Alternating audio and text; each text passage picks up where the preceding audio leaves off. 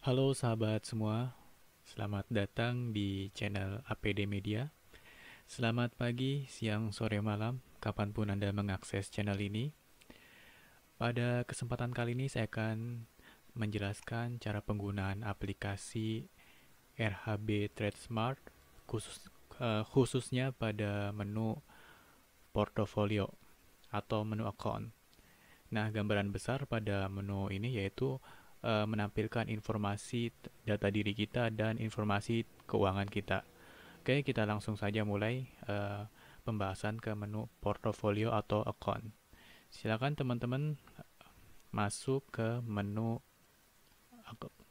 account yang ada di sini. Oke, kita klik. Nah, setelah itu teman-teman silakan masuk PIN-nya terlebih dahulu seperti biasa. Jadi PIN ini biasanya akan kita gunakan pada saat kita masuk ke sesuatu yang berhubungan dengan financial atau trading gitu. Bagian dari keamanan ya teman-teman. Nah, setelah login, kita tunggu sebentar. Nah, setelah login kita akan diarahkan ke halaman portofolio tersebut, yaitu tampilannya seperti ini teman-teman. Setelah kita klik account, maka muncul tampilan seperti ini, tampilan portofolio. Nah, di dalam menu portofolio terdapat menu-menu yang lainnya teman-teman. Bisa kita lihat ya di sini. Ada profile, exercise, dan pengkinian data. Kemudian kita coba geser ke sebelahnya.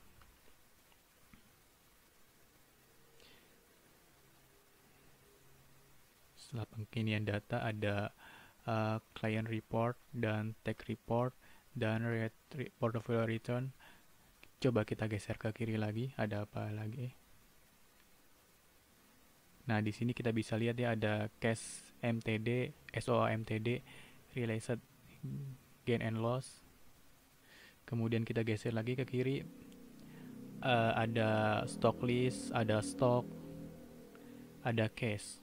Nah, dengan banyaknya menu ini, saya nggak akan bahas semua secara detail, tapi akan saya bahas menu-menu yang umum ditanyakan, menu-menu yang uh, cenderung kita pakai, yaitu yang pertama yang akan kita bahas yang secara mendetail yaitu menu cash, menu portofolio pada kolom cash, dan kemudian menu profile. Oke, kita mulai dari profile. Nah, teman-teman pada saat kita membuka menu account yang ada di sini, maka akan muncul tampilan yang pertama yaitu profile. Nah, profile ini gambaran besarnya yaitu menampilkan informasi data diri kita sebagai nasabah di RHB Sekuritas. Contohnya kita bisa lihat di kolom paling atas, paling awal terdapat nama pemilik akun yaitu bisa dilihat di sini ya. Kemudian dana kita di aplikasi ini, dana kita di RHB Sekuritas itu yang tersisa gitu. Contohnya bisa dijelaskan seperti ini, dengan ID nasabah D10024 dengan nama pemilik akun Dinda dan uang cash yang tersedia saat ini yaitu 7.362. Cara penjelasannya seperti itu. Nah, kemudian kita lihat ke bawah ya, teman-teman bisa lihat client account review. Di sini bisa terlihat ya data-data seperti KTP, kemudian jenis account, reguler, dan NPWP gitu. Nah, coba kita lihat ke bawah lagi. Ada apa? Kita akan menjelaskan yang secara gambaran besarnya teman-teman ya. Nah, di sini kita bisa lihat teman-teman di sini ada bank ya. Nah, bank di sini yaitu bank rekening pribadi kita ya teman-teman yang didaftarkan di pada saat kita pembukaan akun. Nah, bank yang tercantum di sini yaitu yang nanti difungsikan untuk penarikan dana. Contohnya teman-teman nih mau tarik dana, maka dananya itu akan masuk ke rekening yang ada di sini yang terdaftar. Jadi nggak bisa pada saat kita mau tarik dana, dananya tolong ditransfer ke rekening si A, si B, nggak bisa. Jadi teman-teman akan ditransfer dananya ke rekening yang terdaftar di RHB gitu. Jadi di sini sebenarnya bagian dari keamanan ya teman-teman. Contohnya teman-teman nih memberikan password dan PIN-nya ke orang lain. Walaupun orang lain itu bisa mengakses aplikasi kita, mereka udah tahu PIN password kita, tapi mereka tidak bisa tarik dananya. Karena pada saat tarik dana pun mereka mencoba tarik dana pun maka dananya tetap akan masuk ke pemilik dananya tersebut gitu dengan bank yang didaftarkan gitu. Nah, bisa kita lihat juga di bawahnya ada email. Nah, email ini bisa diperhatikan juga email yang tercantum di sini yaitu email yang terdaftar di RHB yang nantinya akan menerima informasi mengenai laporan bulanan dari RHB, terus akan diinformasikan aktivitas transaksi kita yang sudah berlangsung pada hari tersebut. Contohnya kita udah beli saham nih, maka biasanya sorenya akan dapat email trade confirmation ke email yang didaftarkan di sini gitu. Jadi ini yang harus diperhatikan juga selain rekening tabungan dan email ini gitu. Karena email ini yang akan menerima informasi dari RHB gitu. Oke, coba kita scroll ke bawah lagi. Nah, di sini kita bisa lihat teman-teman. Nah, di sini ada nomor rekening lagi nih teman-teman. Nah, di ini yang disebut dengan rekening RDN atau rekening sahamnya. Nah, rekening saham ini berfungsi untuk menerima dana aja teman-teman, untuk top up dana. Contohnya, sebelum teman-teman membeli saham, teman-teman harus melakukan top up dana ke sini, ke RDN, yaitu nomor rekeningnya ini dan banknya ini gitu. Jadi teman-teman harus isi top up dulu ke sini gitu. Jadi RDN ini bahasa sederhananya untuk rekening top up dana gitu. Kan pada saat teman-teman membuka akun kan kadang ada banyak yang nanya seperti ini, kok saya nggak bisa transaksi ya, padahal pas dicek di sininya masih 0 atau masih 1, artinya teman-teman belum melakukan top up dana. Jadi gimana mau bisa transaksi sedangkan dananya nggak ada gitu. Ibarat kita mau belanja online di Tokopedia atau Bukalapak tapi dananya nggak ada gitu, jadi ya transaksinya nggak bisa gitu, nggak bisa order buy atau sell, biasanya ada keterangan. Nah seperti itu teman-teman. Nah, kita lanjutkan ke menu yang kita tekankan, yang harus menjadi perhatian, yaitu kemudian menu cash ya teman-teman di sini. Menu cash. Nah, tadi kan di menu portofolio kan lebih menjelaskan data diri kita ya teman-teman. Yang di profile tadi kan lebih menjelaskan data diri. Nah, di sini kan lebih menjelaskan ke data diri nasabah atau kliennya. Sedangkan kalau di menu cash ini lebih ke perihal aktivitas keuangan. Contohnya kita bahas satu-satu di sini. Di sini di kolom cash kita bisa lihat di sini account status. Nah, account status nih yaitu teman-teman di aplikasi RHB ini bisa melakukan transaksi buy dan sell. Nah, bisa dibaca di sini. Tapi ada suatu kondisi di mana buy-nya tertulis no dan sell-nya yes. Artinya apa? Artinya teman-teman menggunakan margin atau dana pinjaman dari sekuritas atas pembelian sahamnya gitu. Jadi teman-teman ngutang, bahasanya beli saham ngutang gitu. Maka 4 hari kemudian buy-nya akan bertulisan no gitu. Nah, kemudian di bawahnya starting balance itu uang kita saat ini. Nah, tapi saya lebih fokus ke bagian ini teman-teman. Sorry, kita fokus ke bagian ini, new outstanding balance. Nah, ini merupakan dana kita yang real time yang saat ini. Contohnya teman-teman udah jual saham nih. Jual saham, maka yang akan dananya yang akan berubah atau terupdate yaitu yang ada di kolom ini, new outstanding balance. Jadi ini dana yang real time. Habis jual saham 10.000 contohnya, maka di sini akan jadi 17.000 gitu. Nah, kemudian di cash RDN di 2 hari yang akan datang akan mengikuti angka yang ada di sini. Ini jadi 17.000 juga gitu. Dan ini pun sama gitu. Jadi yang real time tuh dana yang ada di sini, new outstanding balance, dan di sini ini sama singkatan dari new outstanding balance gitu. Jadi harus diperhatikan ya yang bagian ini yang harus kita perhatikan karena uang yang real time-nya gitu. Oke, kita coba lihat, cek ke bawah lagi ada apa. Nah, teman-teman di sini ada open buy, open sell. Ini merupakan transaksi yang teman-teman sedang berlangsung, yang sedang ditransaksikan pada hari itu. Contohnya teman-teman melakukan buy nih di hari Senin, maka contohnya buy 500.000, maka di sini akan tertulis open buy 500.000 gitu. Ini masih open statusnya teman-teman ya, belum done. Nah, teman-teman kalau di sini pun, nah di sini di bawahnya ada open sale, artinya kebalikannya, berarti ada transaksi yang sedang terbuka dengan nominal berapa di sini gitu. Nah, oke, di bawahnya kita bisa lihat ada match buy, match sell, artinya pada saat hari itu teman-teman sudah melakukan transaksi dan berhasil dengan nominal segini. Nominal berapa? Contohnya di sini ambil contoh 500.000. Jadi saya udah jualan pada hari itu dan udah berhasil kejual sebanyak 500.000 gitu. Nah, di sini di bawahnya teman-teman bisa lihat ada withdrawal. Nah, withdrawal ini lebih ke kolom yang menginformasikan bahwa teman-teman melakukan penarikan dana. Contohnya, teman-teman masuk ke menu instruksi penarikan dana, maka dana yang ditariknya itu akan muncul di sini nilainya, nominalnya. Saya menarik dana 500.000, maka di sini ada nominal 500.000 dana yang lagi ditarik gitu. Kemudian kita lihat ke bawahnya ada apa aja. Nah, teman-teman bisa lihat di sini. Di sini ada funding available tuh artinya dana pinjaman sekuritas yang bisa dipakai untuk trading saham. Jadi ini dana pinjaman teman-teman yang bisa dibelikan untuk saham. Jadi tentunya dengan dana pinjaman ini pasti harus dibalikin dong gitu kan. Nah ini maksimal pengembalian dananya itu 4 hari ya teman-teman. Dan namanya pinjaman tentunya nggak jauh dari bunga ya teman-teman. Jadi teman-teman harus akan dikenakan bunga juga gitu jika menggunakan funding available atau dana pinjaman dari sekuritas gitu. Ini fasilitas sebenarnya teman-teman bisa gunakan atau bisa diabaikan. Nah patokannya apa sih jika kita menggunakan funding available? Nah jika teman-teman kepake dana funding available-nya, biasanya indikasinya atau tanda-tandanya di sininya minus teman-teman, minus. Contohnya yang ini warna hijau 7362 berubah jadi minus 7362 dan warnanya menjadi merah, artinya teman-teman pakai dana pinjamannya sebesar minus 7,362 gitu. Teman-teman harus ganti uang tersebut atau bisa dengan cara menjual sahamnya, tergantung pilihannya mana gitu. Nah, kemudian bisa kita lihat juga di sini ada total aset, yaitu total aset dalam portofolio teman-teman. Contohnya di akun ini total asetnya 142.000.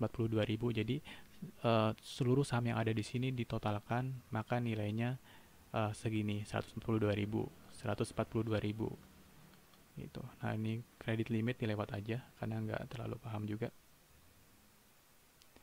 Nah, kemudian market value ini market uh, posisi market sekarang gitu loh. Jadi dalam satu portofolio kalau saham yang kita pegang bagus dan lagi hijau semua, maka di sini pun ya nilainya ya keseluruhannya segini gitu loh, total aset gitu istilahnya, hampir sama dengan total aset gitu. Sedangkan kan kalau total aset kan gabungan antara saham yang dipegang dengan uh, dana cash, maka hasilnya lebih besar. Sedangkan kalau market value lebih ke saham yang dipegang aja, no, ditotalin jadi berapa gitu dengan harga pasar saat ini yang sedang berlangsung gitu.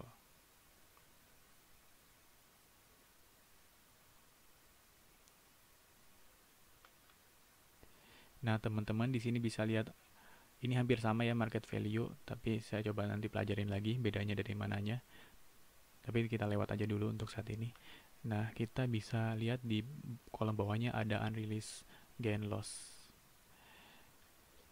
Maka gain loss unrealized gain loss ini yaitu menginformasikan keuntungan atau kerugian dalam satu portofolio. Contohnya teman-teman dalam satu portofolio tersebut isinya dari 5 saham itu isinya hijau semua atau untung semua, maka keuntungan itu totalnya akan muncul di sini gitu dari berbagai saham yang dipegang gitu. Gitu. Kita scroll ke bawah. Nah, ini hanya pencatatan ya, settlement. Jadi pencatatan di bursa kan sekarang udah T+2. Jadi pencatatan tuh lebih ke perpindahan barang atau perpindahan saham teman-teman. Contohnya hari ini saya pegang saham Astra, terus kita jual saham Astra tersebut, maka saham itu akan berpindah ke pemilik yang barunya dalam kurun waktu 2 hari yang akan datang gitu. Kita terima dananya, si pemegang saham yang barunya akan terima sahamnya 2 hari yang akan datang gitu. Seperti itu. Gambaran penjelasannya seperti itu. Nah, oke teman-teman, jadi paham ya menu cash lebih ke finansial atau keuangan. Jadi yang harus diperhatikan pada kolom menu cash, buy sell untuk melihat kita di suspend apa enggak, kita bisa trading apa enggak gitu.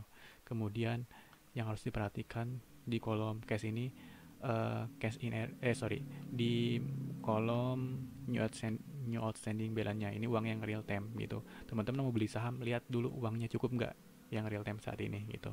Jika cukup silahkan beli lagi gitu. Tapi kalau nggak cukup maka funding available-nya akan kepakai otomatis yang ada di sini gitu. Dan total aset itu keseluruhan ya teman-teman, aset teman-teman yang ada di portofolio saham ini, gabungan antara saham yang dipegang dan uang cashnya gitu. Oke, kita balik lagi yang harus jadi penekanan yang pada bagian menu profile. yaitu email ya teman-teman, email yang harus diperhatikan, yang nantinya akan terima informasi dari RHB. Kemudian rekening rekening pribadi kita yang fungsinya untuk menerima dana kita saat penarikan dana. Dan kemudian ada di paling bawah yang harus diperhatikan juga nomor RDN, fungsinya untuk top up dana. Dan ini pada saat teman-teman mentransfer ke sini, ini nomor rekeningnya atas nama kita sendiri ya teman-teman, atas nama kita sendiri. Jadi amannya ya, investasi di saham itu kita transfer ke rekening kita sendiri dan kita tarik dana ke rekening kita sendiri. Jadi lebih safety banget gitu bahasanya gitu. Oke, kita coba menggeser ke menu yang ada, kita cek exercise, kita bahas secara singkat aja ya. Kita kan cuma fokus dua itu aja, profil dan cash. Jadi di menu exercise ini lebih ke menu untuk penembusan saham warrant atau saham right issue teman-teman. Jadi saham warrant atau right issue itu lebih ke kupon ya, saham bonus gitu. Contohnya teman-teman pernah beli saham BEX gitu kan. Nah, dikasih bonus tuh sama uh, si si perusahaannya, emitennya, dengan kode saham BEX R. Nah itu si BEX R ini, yang saham bonusnya ini bisa dirubah menjadi saham atau bisa ditebus menjadi saham. Nah ini menu ini buat nebus sahamnya gitu. Jadi REIC ini kalau kita dapat REIC atau warrant itu artinya kita dapat kupon, dapat hak kupon untuk memesan saham dengan harga khusus, bahasanya seperti itu. Gitu. Di sini cara penembusannya, tinggal teman-teman isi nanti gitu.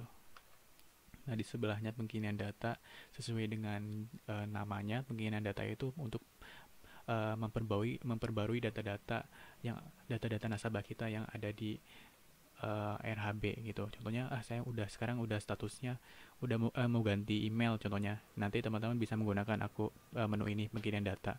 Wah, saya udah ganti nomor nih sekarang, nomor lama udah gak kepake. Nah, itu bisa masuk ke menu pengkinian data gitu. Nah, client report ini lebih ke laporan bulanan ya teman-teman, atau laporan transaksi gitu. Contohnya teman-teman hari Senin sudah melakukan transaksi saham, maka sorenya akan dapat report atau laporannya di sini muncul gitu, tanggalnya berapa. Dan DI ini lebih ke laporan bulanan ya teman-teman. Kalau eh, kalau tulisannya SOA ini lebih ke laporan bulanan. Kalau TC ini trading confirmation, artinya teman-teman udah melakukan transaksi pada hari itu gitu. Oke, kita lihat sebelahnya tax report.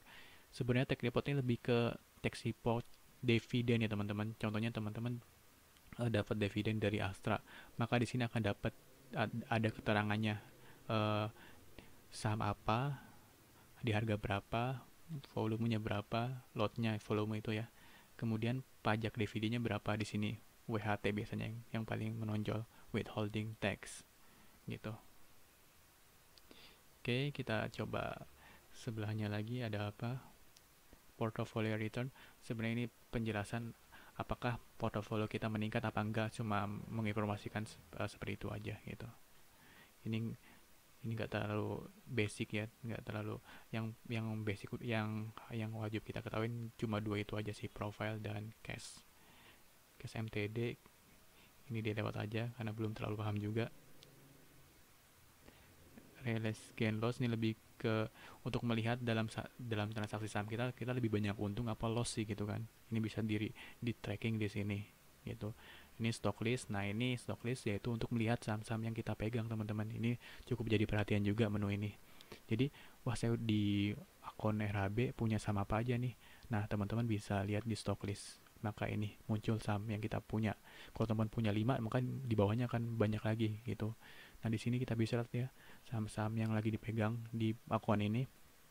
Ada saham Matahari LPPF dengan harga yang dia beli pada saat awal di 925 dan harga market saat ini yaitu di 1350. Artinya sebanyak satu lot yang dia punya saham ini, dan persentasenya naik 45%, hijau karena warnanya hijau, jadi dia beli saham udah naik 45% gitu. Dalam rupiah keuntungannya udah 42.500 gitu, hampir 50% ya gitu. Dan ini totalnya gitu. Oke, di sebelahnya ada apa? Di sebelahnya ada stok. Nah, stok ini hampir sama ya kayak stock list. cuma tampilannya yang beda. Ini lebih ke grid, sedangkan yang ini list. Grid itu lebih ke tampilannya kotak-kotak.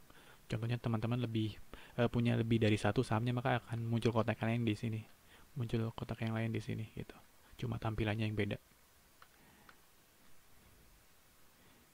Oke teman-teman, pembahasan menu portofolio cukup sampai di sini. Jika teman-teman ada pertanyaan, silakan hubungi di channel komunikasi, jalur komunikasi yang tersedia, bisa melalui WhatsApp, grup, Instagram, atau di kolom komentar video ini gitu teman-teman.